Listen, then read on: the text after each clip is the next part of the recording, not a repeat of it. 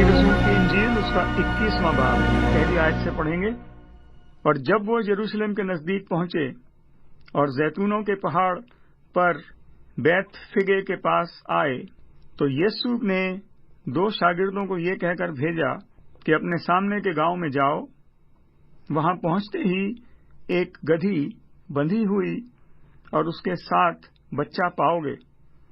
उन्हें खोलकर मेरे पास ले आओ, और अगर कोई तुमसे कुछ कहे तो कहना कि खुदावंद को उनकी जरूरत है, वो फिलफौर उन्हें भेज देगा। ये इसलिए हुआ कि जो नबी की मार्फत कहा गया था वो पूरा हो कि सय्यून की बेटी से कहो कि देख, तेरा बादशाह तेरे पास आता है, वो हलीम है और गधे पर सवार है, बल्कि लाऊ के बच्चे पर। बस शागिर्दों ने जाकर जैसा यीशु ने उनको हुक्म दिया था वैसा ही किया, और गधी और बच्चे को लाकर अपने कपड़े उन पर डाले और वो उन पर बैठ गया। और भीड़ में के अक्सर लोगों ने अपने कपड़े रास्ते में बिछाए, और औरों ने दरख्तों से डालियां काटकर राह में फैलाई। और भीड़ जो उसके आगे आगे जाती है और पीछे पीछे चली आती थी, पुकार पुकार कर कह रही थी, इब्ने दाऊद की होशना, मुबारक है वो जो खुदावन के नाम से आता है, आलम बाला पर होशना। और जब वो यरूशलेम में दाखिल हुए तो सारे शहर में हलचल पड़ गई, और लोग कहने लगे, ये कौन है? भीड़ के लोगों ने कहा, ये गलील के नासरत का नबी यीशु है। और यीशु ने खुदा की हैकल में दाखिल होकर उन सब को निकाल दिया जो हैकल में खरीद और फरोख्त कर रहे थे, और सर्राफों के तख्ते और कबूतर फरोशों की चौकियां उलट दी, और उनसे कहा, लिखा है कि मेरा घर दुआ का घर कहलाएगा, मगर तुम उसे डाकुओं की खो बनाते हो। और अंधे और लंगड़े हैकल में उसके पास आए, और उसने उन्हें अच्छा किया। लेकिन जब सरदार काहिनों और फकीहों ने इस अजीब कामों को जो उसने किए और लड़कों को हैकल में इब्ने दाऊद को होशना होशना पुकारते हुए देखा, तो खफा होकर उससे कहने लगे, तू सुनता है कि ये क्या कहते हैं? यीशु ने उनसे कहा, हाँ, क्या तुमने ये कभी नहीं पढ़ा कि बच्चों और शेरखारों के मुंह से तूने हम्द को कामिल कराया? और वो उन्हें छोड़कर शहर से बाहर बैतनिया में गया और रात को वहीं रहा। और जब सुबह को फिर शहर को जाता रहा तो उसे भूख लगी, और राह के किनारे अंजीर का एक दरख्त देखकर उसके पास गया, और पत्तों के सिवा उसमें कुछ न पाकर उससे कहा कि आइंदा तुझ में कभी फल न लगे। और अंजीर का दरख्त उसी दम सूख गया। शागिर्दों ने ये देखकर ताज्जुब किया और कहा, ये अंजीर का दरख्त क्यों कर एकदम सूख गया?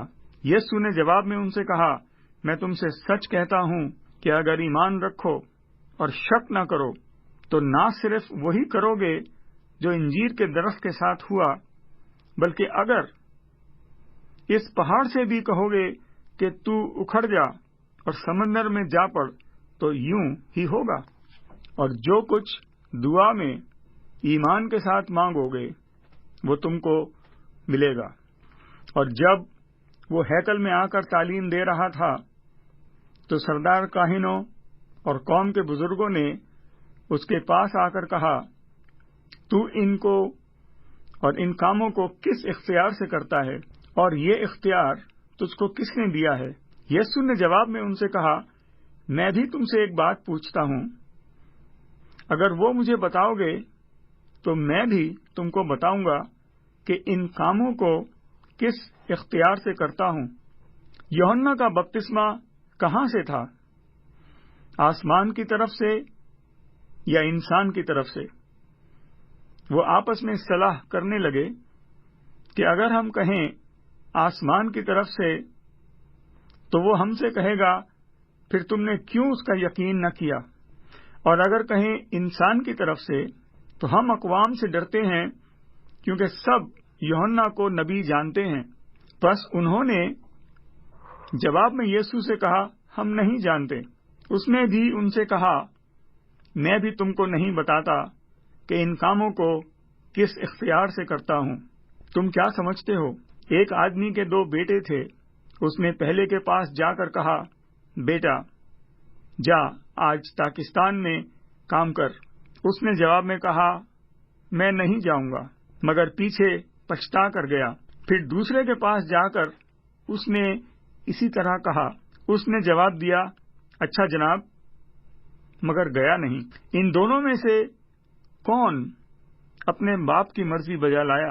انہوں نے کہا پہلا۔ یسوع نے ان سے کہا میں تم سے سچ کہتا ہوں کہ محصول لینے والے اور کسیبیاں تم سے پہلے خدا کی بادشاہی میں داخل ہوتی ہیں، کیونکہ یوحنا راست بازی کے طریقے پر تمہارے پاس آیا اور تم نے اس کا یقین نہ کیا، مگر محصول لینے والوں کو اور کسیبوں کو اس کا یقین کیا، اور تم یہ دیکھ کر پیچھے بھی نہ پچھتائے کہ اس کا یقین کر لیتے۔ ایک اور تمثیل سنو۔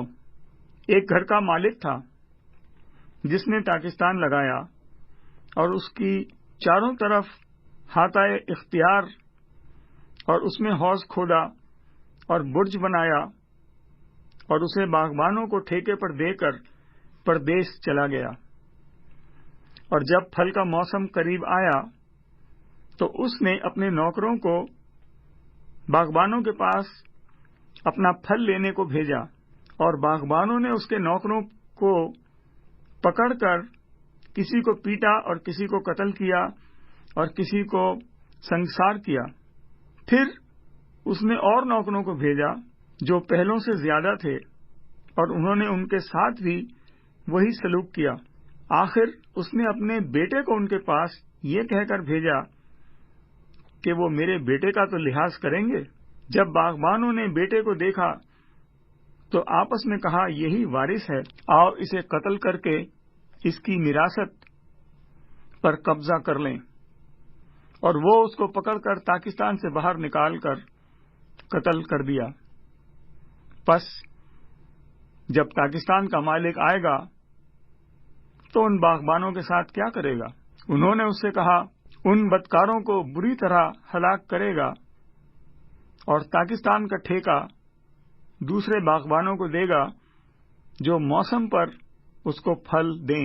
یسوع نے ان سے کہا کیا تم نے کتاب مقدس میں نہیں پڑھا کہ جس پتھر کو معماروں نے رد کیا وہی کونے کا سرے کا پتھر ہو گیا، اور یہ خداوند کی طرف سے ہوا اور ہماری نظر میں عجیب ہے۔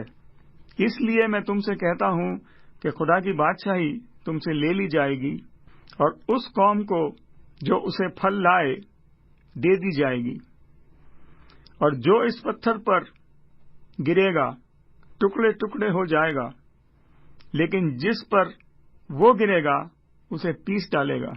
اور جب سردار کاہنوں اور فریسیوں نے اس کی تمثیلیں سنی تو سمجھ گئے کہ ہمارے حق میں کہتا ہے، اور وہ اسے پکڑنے کی کوشش میں تھے لیکن لوگوں سے ڈرتے تھے کیونکہ وہ اسے نبی جانتے تھے۔